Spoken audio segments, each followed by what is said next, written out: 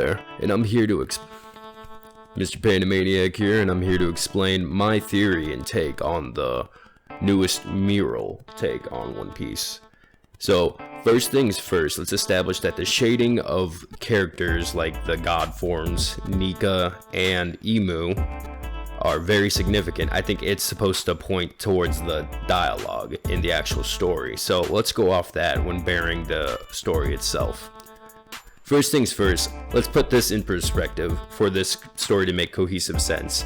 I believe that the Mother Flame and Haki are essentially the same principle, where you can essentially manifest great power or anything in this universe using either the Mother Flame as a surrogate or the actual Haki within a human being. And so the main antagonist is the Earth God, who succumbs mankind to the greed of the sun.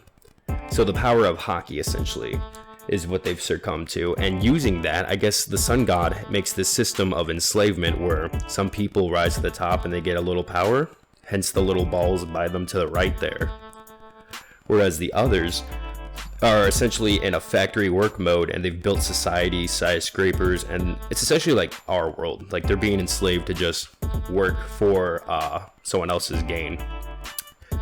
And you can see the funnel on the left there, the little elevator, that the people are starting off young, and then as they get older and older and older, they're giving more and more energy into this system.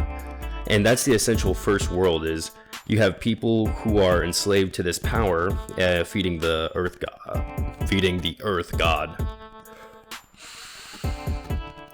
Now, what happens is people get greedy. Says mankind succumbed to greed, and it seems like they wished for their own freedom from enslavement. Hence, the sun god appeared, which wasn't an actual god, I'm presuming, compared to the earth god. So this must have angered him, which essentially started an all-out hellfire, which shrouds the world in death and darkness, so that the two would never meet again. It seems he wanted to eliminate the sun god entirely. So now we have the second world, where it's interesting, because I think this took a lot out of the earth god, and somehow it had to essentially start a new world of system and control. So it used its power to flood the entire world as we know it, and I think it splintered off into two beings, Emu and the forest god. So let's go into this here. The second world within the void, there was breath. The forest god tamed demons. Now I think the forest god is still the earth god, and he created devil fruits as a system of like power, you know, the same one that he had before, where some people get power and then the others give all their energy and power to the earth god, or essentially, or forest god. And so the forest god tamed demons, and the sun spread the fire of war. So because of the sun god's actions, it spread fires of war, and people defenseless without a sun god feel tempted to take the devil fruit, you know, take a hit of the devil fruit and essentially become strong and fight off these powers that are oppressing them, because there's no longer a sun god. So that's where it goes into here, where you see the separation between the moon, where there's little, you know, wills of fire, you know, the mother flame up there, or Haki is what I'm saying, it's the same thing. It's up there in the moon, and then you have the people who still carry the Haki on the backs of what seems to be Zunisha, and Emu riding Zunisha. I think that's what Zunisha did to betray Emu, is he let people with the will to still live on, you know, to essentially be free of enslavement, live on his back secretly, and that's why he was cursed to walk forever. That might be a curse of the sea god Emu. And so what you have here is, in the next part, you have those of the half moon, which I'm presuming are people who live on Zunisha, and then those people on the moon dreamed. Because they're still separate, but you can see there's still Haki going around the mother flame, so they're still alive and they're still very much dreaming. And essentially, mankind has killed the sun god, is what this is saying, and the storm god is now present and trying to steer the world in his course to a new system of control, where the sea is dominant. You drown from the sea if you try to rebel, even though you get great power. It seems like a good idea taking the devil fruit, but if you understand that both are the same, the forest god and the sea god, then it would make sense that this is the new system of control that is being instilled, because the old one didn't work and people use the power freely to almost, I guess, essentially get rid of the earth god. So the earth god had to transform into a new system of control.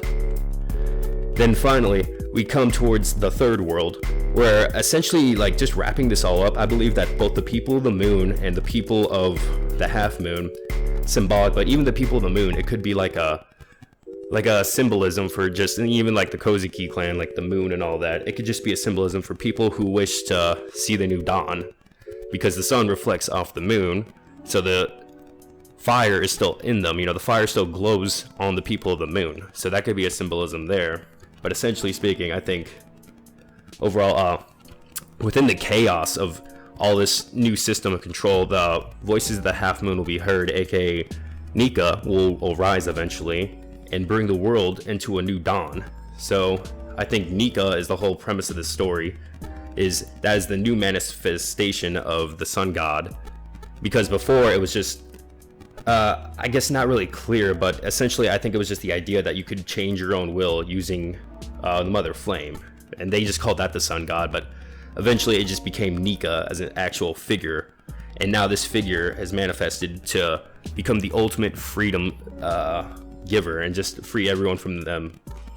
Essentially, this is going to be the ultimate symbolism of freedom, which is Nika, the sun god, and he's returning the world to a new morning, so really they shall surely meet again.